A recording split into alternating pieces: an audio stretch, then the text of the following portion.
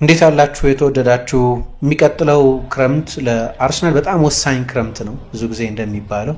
ምክንያቱም ለተከታታይ 3ኛ ዓመት ሁለተኛ ሆኖ በሊጉ ሊጨርስ የተቃረበው ቡድን ቀጣይ እድገት ምንድነው የሚለው ጥያቄ መልስ የሚያገኝበት ሊሆን ስለሚችል አዲሱ የስፖርት ዳይሬክተር አንድሪያ ቤርታ እና ሚኬል አርቴታ ይሄ ቁልፍ የቤት ስራ አለባቸው። ባለፈው በፔዤ ከተሸነፉ በኋላ ሚኬል አርቴታ በሰጠው ጋዜጣዊ መግለጫ በተለይ ከዚህ ከሊቨርፑል ጨዋታ በፊት የአርሰናል ተጫዋቾች መልበሻ ክፍል ውስጥ አንብተዋል የሚል አስተያየት ሰጥቷል። እሱም በኃይለኛ ቁጭት ውስጥ እንደነበር ከ40 ደቂቃ በኋላ ከፍጻሜው ከጨዋታው መጠናቀቅ 40 ደቂቃ በኋላ እንኳን ጋዜጣዊ መግለጫ ሲሰጥ ሌሎች የብሮድካስተር ፍላሽ ኢንተርቪዎች ሲሰጥ ከንዴቱ ጋር ነበር። በሁለቱ ጨዋታዎች ያው እሱ ሰዎች ቢስማሙበትም ባይስማሙበትም የውድድሩ ምርጥ ቡድን ነበር አርሰናል ብሏል። በሁለቱ ጨዋታዎችም የተሻለ ነበር ብሏል። በሙከራ 19 ለ11፣ በኳስ ቁጥጥር 54 ለ46፣ በማዕዘን ምቶች 6 ለ2፣ በኤክስጂ 3.14 ለ1.8 ቢሆንም ፔዤ የፍጹም ቅጣት ምት ማግኘቱን እና የፍጹም ቅጣት ምት ማግኘት የኤክስጂ ዋጋን ከፍ የሚያደርግ መሆኑ እንደተጠበቀው ነው ማለት ነው። መጨረሻ ላይ ግን ተሸንፏል።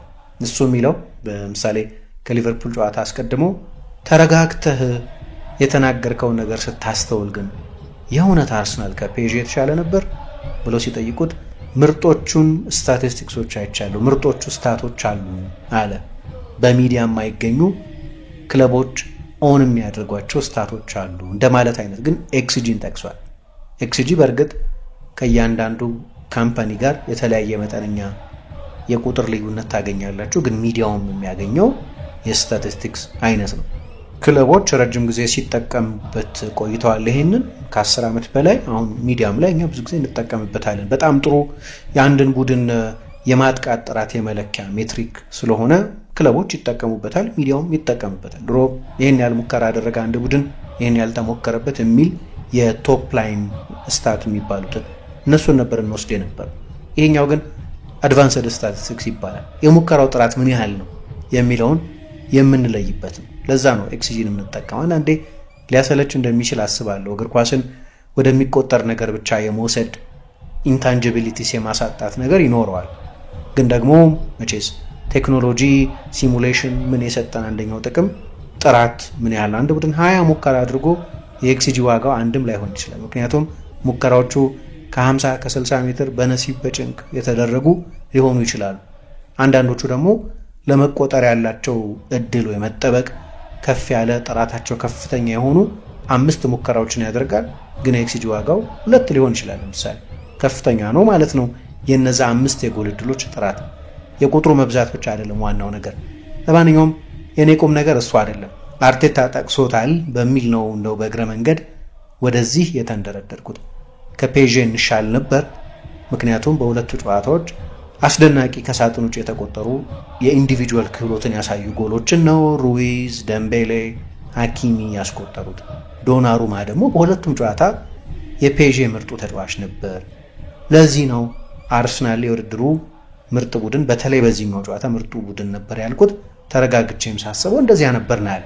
አርሰናልም ተሻለ ፓሪስ ሳን ዠርማ በዛ ጨዋታ።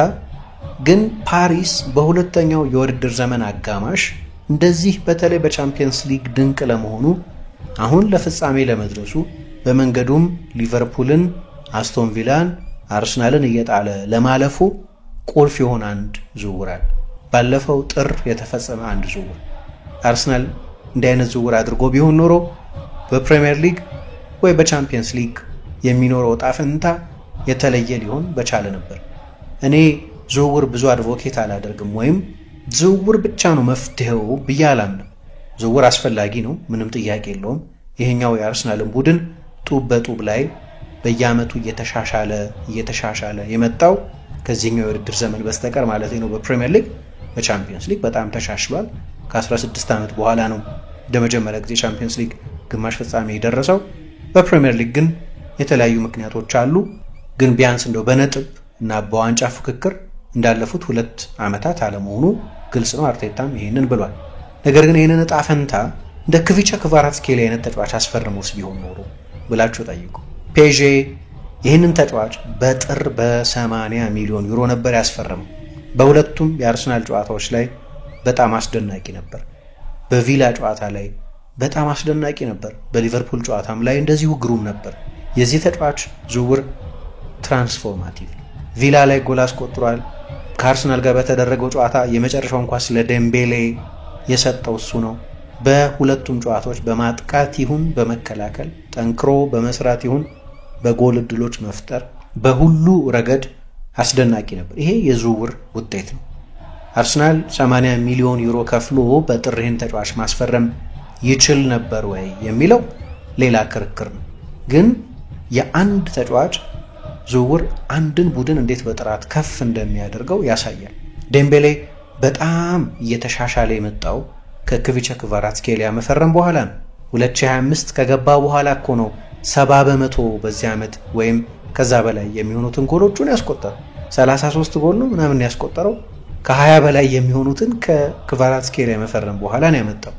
ክቫራትስኬሊያ ራሱ ከሚያስቆጠራቸው ጎሎች፣ ከሚያቀበላቸው የመጨረሻ ኳሶች፣ በመከላከል ቡድኑ ከሚሰጠው ከፍ ያለ አገልግሎት ባሻገር የሱ መኖር እና በሜዳ ውስጥ እነዛን ሶስቱንም ቦታዎች እየተለዋወጠ እነዛ ስፔሶች ላይ መጫወት መቻል የፔዥን የማጥቃት ፍሉይዲቲ ከፍ አድርጎታል። ትራንስፎርሜሽን ነው ይሄ። አሁን አርሰናል ክቪቻ ክቫራትስኬሊያ አይነት ተጫዋች የግድ ማምጣት አለበት ማለቴም ባይሆን ሬር ስለሆነ የድሮዎቹን አይነት ድሪብለሮች ስለሚመስል ገበያው ላይ ከሱ ጋር በስታይል የሚነጻጸር ሌላ ተጫዋች የለም። በየገበያው የሚገኙ አይደሉም። በየዝውውር ጊዜው ለማስፈረም የሚቻሉ አይነት ተጫዋቾች አይደሉም እነዚህ። ነገር ግን ፔዤ ከግለሰቦች ቡድንነት ከፍ ብሏል ብንልም የግለሰቦች ሮል ግን በቡድን ውስጥ በጥቅል ውስጥ የለም ማለት አይደለም። የዴምቤሌ አስተዋጽኦ በጣም ከፍተኛ ነው። የዴዝሪ ዱዌ፣ የባርኮላ፣ የቪቺኛ፣ የኔቬሽ አስተዋጽኦ በተናጠልም መዳኘት አለበት። ቡድኑን የተዋጣለት ቡድን ነው ብንልም የዶናሩማን ጥቅም ልንዘነጋው አንችልም። እንደዚህ ኢንዲቪጁዋልስ አሉበት፣ ተወደደም ተጠላ። የሁለቱ ቅይጥ ነው እግር ኳስ። አሁን አርሰናል የሚቀጥለው ክረምት ከባድ የቤት ስራ የሚሆነው ቡድኑን ሁለተኛ የሆነ ከሚጨርስ ቡድን አንደኛ ዋንጫዎች ለማሸነፍ ከሚፎካከር ቡድንነት ዋንጫዎችን የምር ወደሚያሸንፍ ቡድንነት የሚያሸጋግሩ ብዙ ሳይሆኑ ጥቂት ግን ወሳኝ ዝውውሮችን ያደርጋሉ ወይ የሚል ጥያቄ ብዙ የሚነሳበት ነው። ማድረጉ አይቀርም። እነዛ ዝውውሮች የሚያመጡት ተጽዕኖ እንዴት ይሆናል የሚለው ግን ያጓጓል። እነማንንስ ያመጣል የሚለውን ግን በጣም ያጓጓል። የክቪቻ ክቫራትስኬሊያን ዝውውር መጥቀስ የፈለግኩት አርሰናል ለመጨረሻ ጊዜ የገጠመው ቡድን በዚህ ዝውውር ምክንያት እንዴት እንደተሻሻለ መጥቀስ ጥሩ ምሳሌ ይሆናል በሚል ግምት ነው። በእኔ እምነት ያለፈው ክረምት የ2023-24 የውድድር ዘመን ከተጠናቀቀ በኋላ ይሄም የውድድር ዘመን ከመጀመሩ በፊት የነበረው ጊዜ ያመለጠ አጋጣሚ ነው ብዬ አስባለሁ። ምክንያቶች አሉት እንደዚያ የሆኑበት። በቂ ዝውውሮች ያልፈጸመበት ምክንያት አለ። የፔሳር ምክንያት ነው። በእርግጥ እንዲሁ ያለፈውን ሲዝን ስታዩ ከሲቲ በ2 ነጥብ ብቻ አንሶ 89 ነጥብ ይዞ 91 ጎሎች አስቆጥሮ በፕሪሚየር ሊግ አነስተኛው ጎል የተቆጠረበት ብዙ ክሊን ሺት የጠበቀው ቡድን ሆኖ ብዙ በግልጽ የሚታይ ብዙ ቀዳዳ የሌለበት ቡድን ሆኖ ያንን ያህል አግሬሲቭ ሆኖ የዝውውር ገበያው ላይ አለመሳተፉ በአንድ በኩል የሚያስኬድ ስሌት ሊሆን ይችላል። በፕሪሚየር ሊግ ሁለተኛው ምርጥ ማጥቃት ነበር፣ ምርጡ ዲፌንስ ነው። የአማካይ ክፍሉ ኤነርጂ፣ ትጋት ደግሞ ክሬቲቪቲ ነበረው። ምክንያቱም ኦዴጋርድ ባለፈው የውድድር ዘመን በፕሪሚየር ሊግ በክፍት ጨዋታ የጎል ዕድሎችን በመፍጠር አንደኛ ስለነበር፣ ስለዚህ ያን ያህል ድራማዊ ትልልቅ ዝውውሮች አያስፈልጉንም የሚል ስሌት ኖሮ ሊሆን ይችላል። ይህንንም ስሌት የተሳሳተ ነው ለማለት ያስቸግራል። ግን አሁን አመቱን አየን እና ወደ ኋላ ተመልሰን ያንን ክረምት ስናስተውል 4 ተጫዋቾች አምጥቷል አርሰናል። ሪካርዶ ካላፊዮሪን ከቦሎኛ፣ ሚኬል ሜሪኖን ከሪያል ሶሲዳድ፣ ስተርሊንግ እና ኔቶን ከፕሪሚየር ሊግ ክለቦች በውሰት በቼልሲ እና ቦርንመዝ። ካላፊዮሪ ነው ብዙ አጓጉቶ የነበሩ የአርሰናል ደጋፊዎችን። ከቦሎኛ ጋር አስደናቂ ነበር። በአውሮፓ ዋንጫውም ለጣሊያን ብሔራዊ ቡድን ድንቅ ነበር። 22 ዓመቱ ነው። የተለያየ ቦታ ላይ መጫወት የሚችል ባለ ተሰጥኦ ነው። ነገር ግን የአርሰናል ተጫዋቾች ሁሉም ከጉዳት ነፃ ቢሆኑ አሁን ባለው የአርሰናል አሰላለፍ ውስጥ የመጀመሪያ አሰላለፍ ውስጥ መካተቱን አፍን ሞልቶ መናገር አይቻልም። መደበኛ ቦታው የመሃል ተከላካይ ነው። የጋብርኤልና የሳሊባ ጥምረት በቀላሉ የሚሰበር አይደለም። በግራ ተከላካይነት ማይልስ ሉዊስ ስኬሊ አዲስ ክስተት ሆኖ ተገኝቷል። ስለዚህ የአርሰናል ተጫዋቾች አሁን ሁሉም ከጉዳት ነፃ በሚሆኑበት ጊዜ ካላፊዮሪ የመጀመሪያ አሰላለፍ ውስጥ መካተቱን እርግጠኛ መሆን ያስቸግራል። ሚኬል ሜሪኖ ባለፉት 3 ወራት በአጥቂነት በሜክሺፍት አጥቂነት ከተጠበቀው በላይ የሆነ አገልግሎት ሰጥቷል። ግን የውድድር ዘመኑን አብዛኛውን ጊዜ እሱ በፈረመበት የአማካይ ክፍል ቦታ ላይ በቂ ስኬት አልነበረውም። ምክንያቶች አሉት። የመጀመሪያ ልምምዱ ላይ ተጎድቷል። ከአርሰናል ጋር ፕሪሲዝን አልሰራም። ነገር ግን ለአሁን ተብሎ የመጣ ተጫዋች ነው። 28 ዓመቱ ስለሆነ ብዙ የምትጠብቁት አይደለም።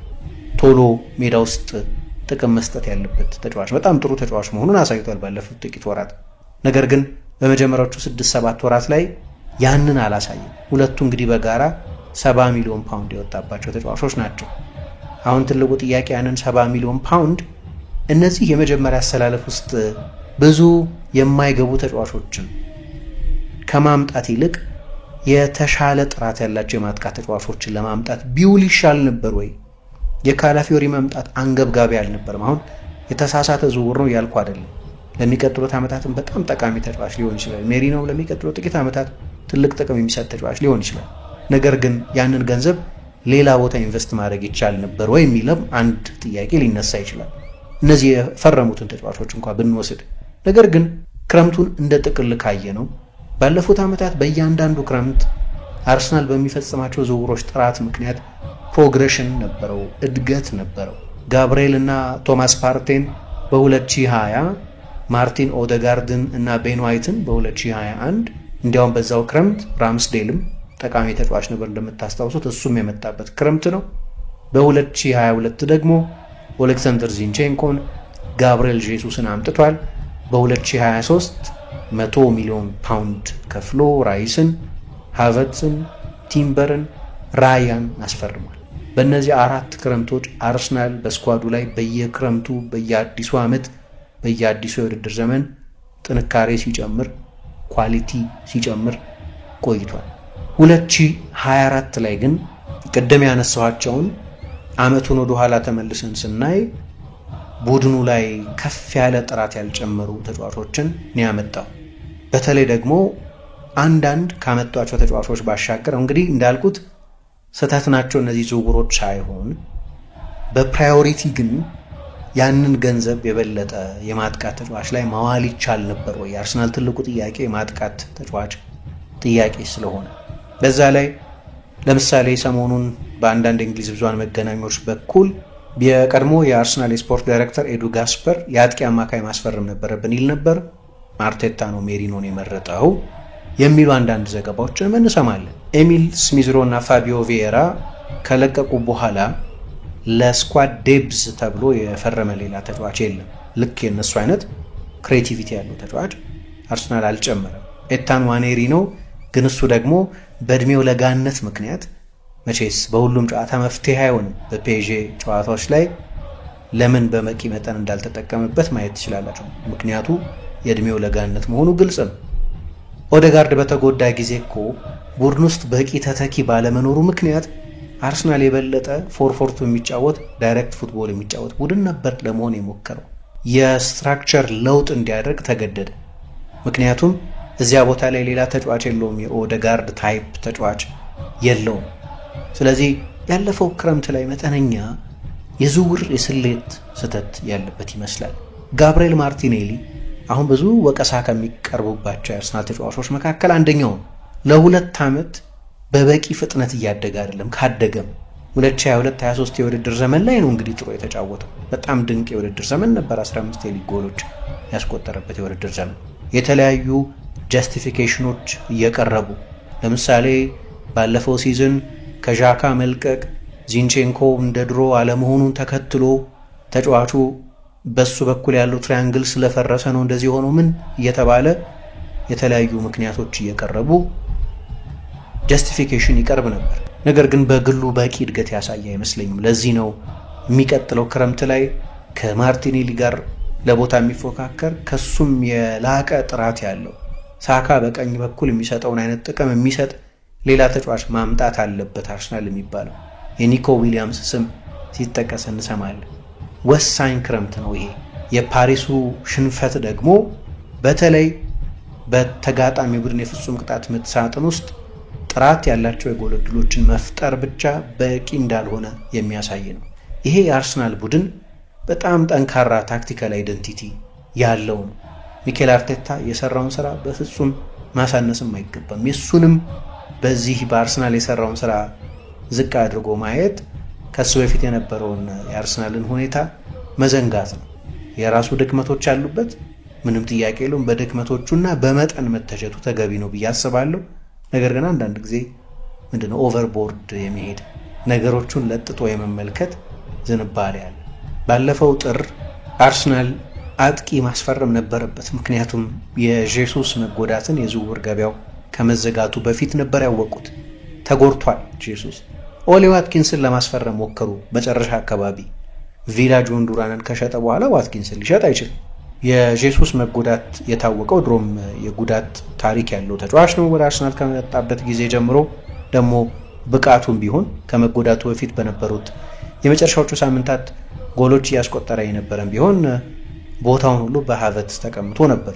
አፕግሬድ ይፈልግ ነበር እዛ ቦታ ላይ ማለቴ ነው። ከዚያ ሃቨርትዝ ተጎዳ። ጃንዋሪ ከተጠናቀቀ በኋላ ነገሩን የበለጠ አከፋው።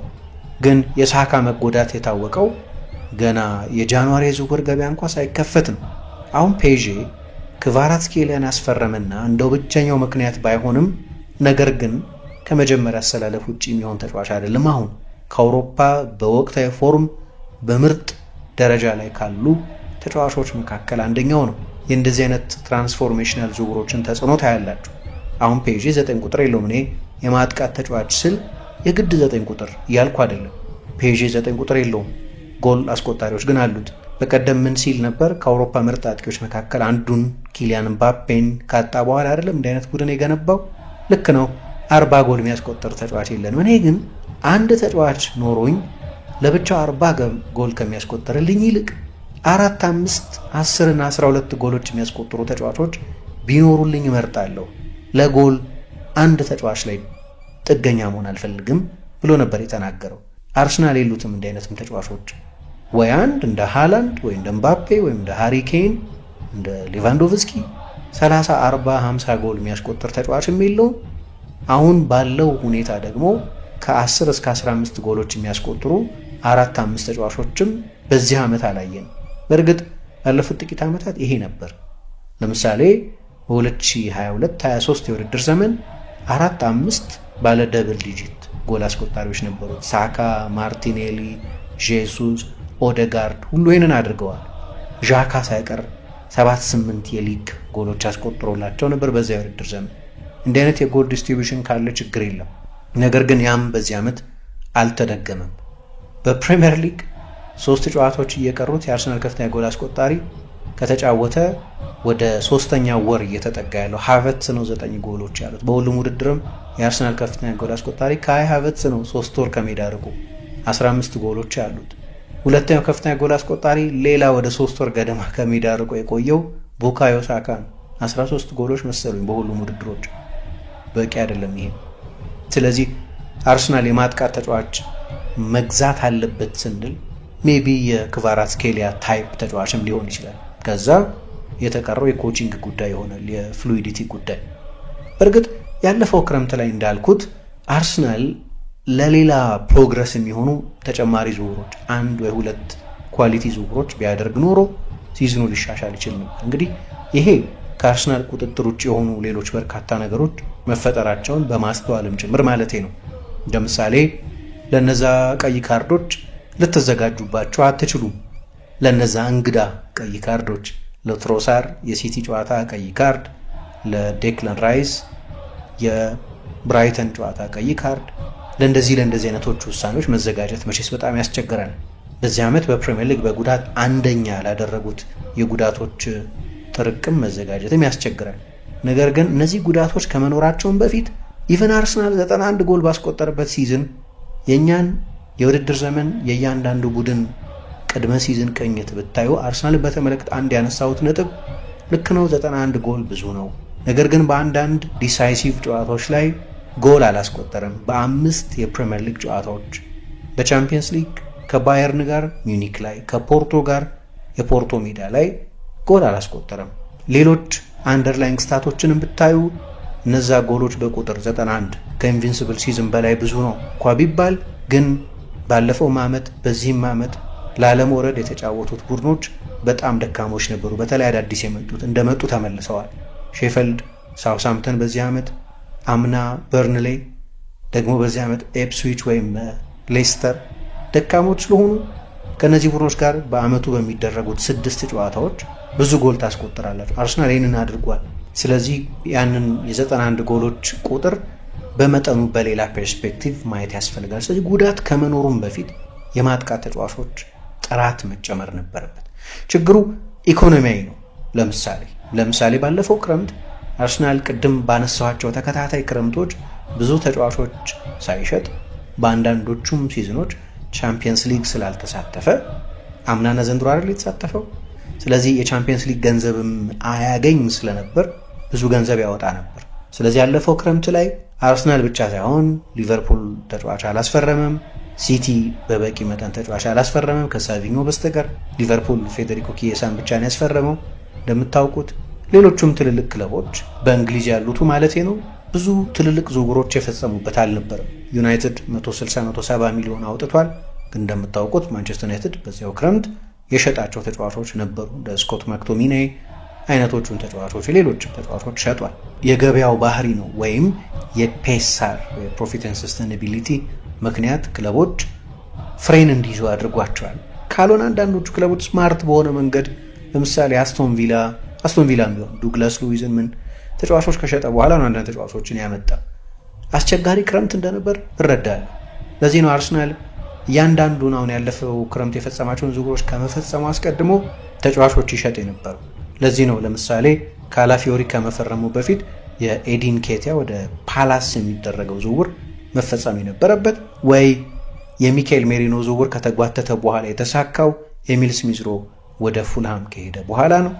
እንዲህ አይነት ከመግዛት በፊት መሸጥን አስገዳጅ ያደረገ ክረምት ነበር። ስለዚህ አንዳንዱ ከአርሰናል አቅም በላይ የነበረ ክረምት ነው፣ ግን በሆነ ምክንያት እንደ አመለጠ አጋጣሚ ይቆጠራል። ለዚህ አንዳንድ ሰዎች አርሰናል መቼስ ቤኔፋክተር የለውም። አንድ ባለጠጋ ድንገት ገንዘብ ወይም አንድ ስቴት ገንዘብ ብዙ አፍስሶበት ከዚያ በኋላ በአንድ ክረምት ችግሮቹን በሙሉ ላይቀርፍ ይችላል።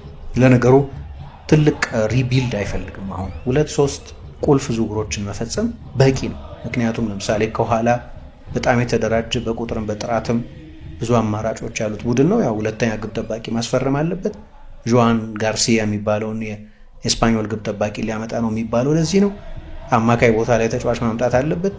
ዙቢሜንዲ ሊፈርም ጫፍ ላይ ደርሷል። ብዙ እንሰማለን ላለፉት ወራት፣ ምክንያቱም ጆርጂኖም ለቋል። ስለዚህ እዚህ ቦታ ላይ ተጫዋች መጨመራቸው የግድ ነበር።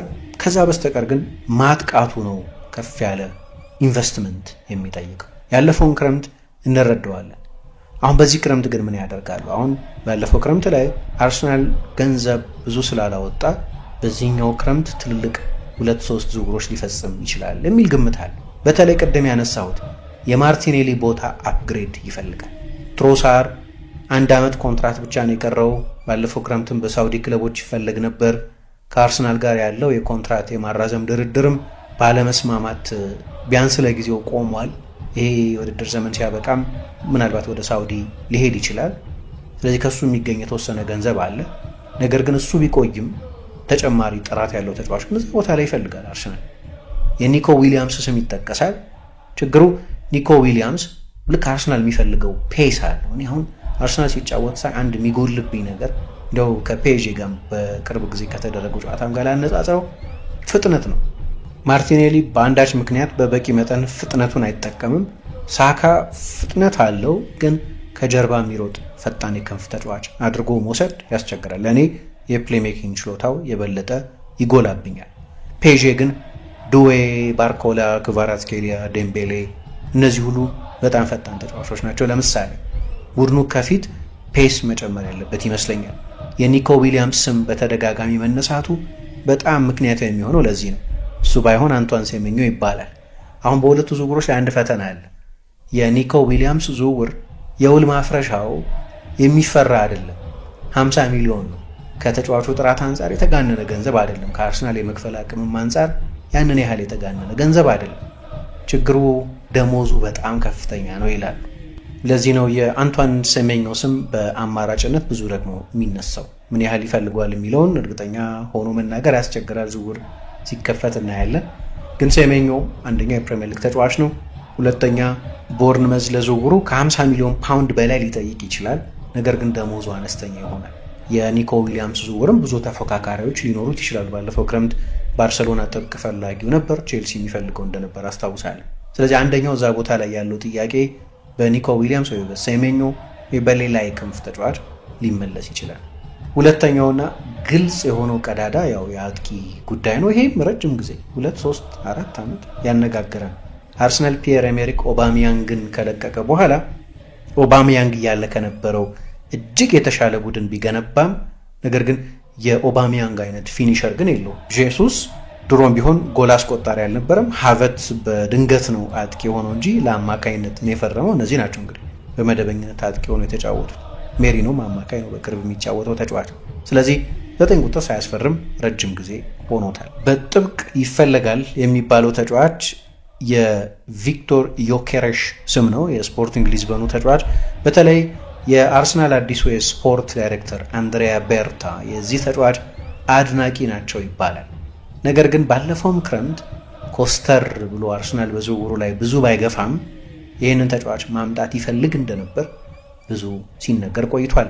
አሁን ምን ያህል አጥብቀው ይሄዱበታል የሚለውን አላውቅም። ከጥቂት ጊዜ በፊት ዲ አትሌቲክ የተባለው ብዙሃን መገናኛ ብዙ የሚታመን እንደ ዴቪድ ኦርንስቲን አይነት በዝውውር ዘገባዎቻቸው ትራክ ሬከርድ ጥሩ ክብር ያላቸው ጋዜጠኞች እንዳሉት የአርሰናል የ9 ቁጥር የመጀመሪያ ተመራጭ ተጫዋች ቪክቶር ዮኬሬሽ ነው። በድጋሚ በጣም የሚያስደንቅ የውድድር ዘመን እያሳለፈ ነው በስፖርቲንግ።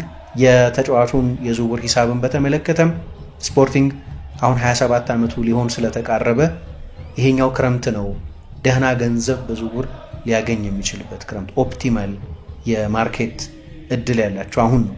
የውል ማፍረሻው 100 ሚሊዮን ዩሮ ቢሆንም ነገር ግን 60-70 ሚሊዮን ዩሮ ካገኙ ተጫዋቹን ይሸጡታል ይባላል። አንደኛው ምርጫቸው ይሄኛውን የበለጠ ሬዲሜድ ተጫዋች ይመስላል። እድሜው 27 ነው። በእንግሊዝ ለመኖር እንግዳ አይደለም። በእንግሊዝ በተለይ በብራይተን ስኬታማ ባይሆንም እና በስኬት የተጫወተበት ክለብ ኮቨንትሪ ሲቲም የቻምፒየንሺፕ ቡድን የነበረም ቢሆን የሱ ዝውውር ይመስላል አርሰናል ኮስተር ብሎ የሚገፋበት። ግን ብቸኛው ፈላጊው አይደለም አርሰናል። ማንቸስተር ዩናይትድ በቻምፒየንስ ሊግ ለመሳተፍ እድል ካገኘ ዩሮፓ ሊግን በማሸነፍ ዩናይትድም የአጥቂ ችግር ስላለበትና ከአሰልጣኙ ጋር አብሮ በስኬት የመስራትም ታሪክ ስላለው ቼልሲም ይፈልገዋል ስለሚባል ያለ ፉክክር የሚሆን አይደለም። ግን ለአሁን የአርሰናል ቀዳሚ ፕራዮሪቲ እሱ ይመስላል። በብዙሃን መገናኛዎችና ይታመናሉ በሚባሉት ጋዜጠኞች ከአርሰናል ሰዎች ወይም ከሌሎች ትልልቅ ሰዎች ጥሩ መረጃ ያገኛሉ ከሚባሉ ጋዜጠኞች እንደሚሰማ ባለፈው ክረምት ያስፈረመው ሞክረው ያልተሳካለት ቤንያሚን ሼሽኮም ያለ ጥርጥር ሌላኛው አማራጭ ነው። ሼሽኮ በጥርም በአርሰናል ይፈልጋል ሲባል ነበር። ከሁለቱ አንዱ ጋር የሚያዘነብሉ ይመስላል። ቢሆንና ቢቻል ኢሳቅን ማስፈረም ነው ያለ ጥርጥር ለአርሰናል ቀዳሚ የሚሆነው። ነገር ግን ኢሳቅን ማስፈረም 150 ሚሊዮን ፓውንድ የሚጠየቅበት ሆኖ ነገር ግን በ150 ኒውካስል የመሸጥ ግዴታ የለበትም። ኒውካስል ራሱ ለቻምፒየንስ ሊግ ሊያሳትፍ የሚችል እድል ለማግኘት እጅግ በጥሩ ቁመና ላይ ያለ መሆኑ ብቻ ሳይሆን ተጫዋቹ ረጅም ውል አለው። ከክለቡ ለመልቀቅ አጂቴት እያደረገ አይደለም። ሊቨርፑልን የመሰሉ ፈላጊዎችም አሉት። ግን ለማንም ክለብ ቢሆን ከሀብታም ባለቤቶች ካሉት ከኒውካስል ፈልቅቆ መውሰድ በጣም አስቸጋሪ ነው። እሱ ነው የመጀመሪያ የሚኬል አርቴታ ተመራጭ የሚባለው። ነገር ግን እሱን ከኒውካስል ማስፈረም ላለመቻልነት ስለሚቀርብ ሌሎች አማራጮችን ማየት ለአርሰናል ግድ ይሆናል። ስለዚህ የሼሽኮና የዮኬሬሽ ዝውውር የበለጠ ሊሳካ የሚችል ዝውውር ተደርጎ ይወሰዳል። ባለፈው ጥር የፈለጉት ኦሌ ዋትኪንስን እንኳን የሚመለሱበት አይመስልም። ምክንያቱም አንደኛ ዋትኪንስ ከአርሰናል የዝውውር ፖሊሲ አንጻር ወደ 30 ዓመት እየተቃረበ ያለ ተጫዋች ነው። የስታይልም ጥያቄ አለ እንደምታውቁት፣ ለአርሰናል የሚሆን ስታይል አለ ወይ የሚል ግን በጥር የነበረውን አንገብጋቢ ችግር ለመቅረፍ የተደረገ ጥረት እንጂ የረጅም ጊዜ የአርሰናል እቅድ አይመስልም። ምንም እንኳ የአርሰናል ደጋፊ ሆኖ ቢያድግም ለአርሰናል አንድ ቀን የመጫወት ህልም እንዳለው ድሮ ብሬንፎርድ ውስጥ በነበረበት ጊዜ በብዙሃን መገናኛዎች ላይ ሳይቀር ቢናገርም ነገር ግን ወደሱ ተመልሰው የሚሄዱ አይመስልም። ስለዚህ ዮኬረሽ ወይ ሼሽኮ ይመስላል። ያው ዝውውር አትገምቱትም። አርሰናል ብቻ አይደለም አጥቂ የሚፈልገው፣ ሚኬል አርቴታም እንዲያውም ከዚህ ከሊቨርፑል ጨዋታ አስቀድሞ ከሁሉም በዝውውር ጊዜ አስቸጋሪው ነገር አጥቂ ፈልጎ ማግኘትና ማስፈረም ነው። አጥቂ የማይፈልግ ክለብ የለም እንደምታውቁት። ለዚህ ነው እንደ አይነት አስተያየት የሰጠው። ስለዚህ አሁን ላይ ሆኖ እንደው አርሰናል ብቻውን ወደ ገበያ እንደሚገባ አድርጎ መገመትም ያስቸግራል። አሁን በፍላጎት ይሁን በምን አላቅም ወይ የደጋፊን ጫና ለማርገብ በማሰብ እንደሆነ እርግጠኛ አይደለሁም። ብዙ ገንዘብ አለው፣ ብዙ ገንዘብ ለማውጣት ተዘጋጅቷል የሚል ወሬ ብዙ ትሰማላችሁ። ይሄ ከአርሰናል ሰዎችም ሳይቀር የሚነገር ነው። እና አንዳንድ ሰዎች ምን አይነት ስጋት አላቸው? ይሄ እኮ ሻጭ ክለቦች ፕሪሚየም ዋጋ እንዲጠይቁ የሚገፋፋ ነው። ብዙ ገንዘብ ላለው ክለብ ነውና ተጫዋቹን ለመሸጥ እየተደራደሩ ያሉት። ከፍ ያለ ገንዘብ ካልተከፈለን ተጫዋቹን አንለቀውም የሚል ማለት የውል ማፍረሻ ያላቸው ተጫዋቾች ከሆኑ ምንም አይደለም። ግን በድርድር የሚፈርሙ ተጫዋቾች ከሆኑ ግን የተጫዋቾቹን ዋጋ ሊያንረው ይችላል የሚሉ አሉ። የዝውውር ገበያ ግን በባህሪው የሚገመት አይደለም። በአንድ ወገን ብቻ የሚወሰን በአርሰናል ብቻ የሚወሰን አይደለም። በሻጭ በራሱ በተጫዋቹ እና በገዢው በሶስት ፓርቲ የሚወሰን። የዮኬሬሽ የሼሽኮ ዝውውር ካልሆነ የኡጎ ኤኪቲኬ ስም ይነሳል። የአይንትራክት ፍራንክፉርቱ ተጫዋች ግን ዝውውሮች ብቻ አይደሉም የመጨረሻዎቹ መድኃኒቶች። አንዳንድ ሚኬል አርቴታ በጣም ጥሩ አሰልጣኝ ቢሆንም መቼስ የራሱ ድክመቶች አሉበት። እንደምታውቁት ደንበኛ የሲስተም አሰልጣኝ ነው። ግን በልጅነቱ የባርሴሎና ወጣት ቡድን ተጫዋች ሳለ ከኤንሪኬ ጋር ይተዋወቅ ነበር። ኤንሪኬ እንደ አሰልጣኝ ጥሩ ምሳሌ ሊሆን የሚችል ይመስለኛል ሚኬል አርቴታ። ሚኬል አርቴታ ስኬታማ የሆኑ ባለፉት ዓመታት ዋንጫ ባያሸንፍም በኃይለኛ የሲስተም አሰልጣኝነቱን፣ ለዚህ ነው አርሰናል በጣም ዌል ኮችድ ቡድን ነው የሚባለው። ብዙ ታክቲካል ኢረር አታዩበትም። ነገር ግን ሉዊስ ኤንሪኬ ለምሳሌ ከሱ የበለጠ በጣም ስኬታማ የሆኑ አሰልጣኝ አሁን በፔዤ የገነባው ቡድን ፍሉይዲቲ ያለ 9 ቁጥር ተጫዋችም ቢሆን የሚሰራ ሲስተም ዴቨሎፕ ማድረግ እንደሚቻል ያሳይ። ብዙ ጎል የሚያስቆጠር የሚችል ቻምፒየንስ ሊግ ፍጻሜ የሚደርስ ትሬብል ሊያሸንፍ አፋፍ ላይ የደረሰ ቡድን መስራት እንደሚቻል አሳይቷል። ፔዤ በእርግጥ በፈረንሳይ ሊግ ነው የሚፎካከረው። ስለዚህ የሊግ ውድድር ስታንዳርድ በኩፕ ደ ፍራንስም ሊግም የተለየ ሁኔታ ላይ ያለ ነው። ፕሪሚየር ሊግ ያለ ጥርጥር የበለጠ አስቸጋሪ ሊግ ነው። ነገር ግን የዴምቤሌን ሚና ተመልከቱ።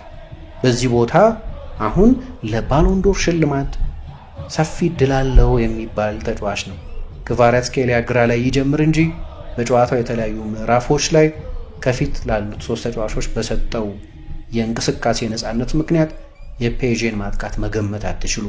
ዴዚሪ ዱዌ በቀኝ በኩል ይጀምራል ይባላል፣ ግን ሴንትራል ቦታዎችና ሌላ ጊዜ በግራ በኩል ይገኛል። ይሄ በአርሰናል ውስጥ ሊደረግ የሚችል ነው።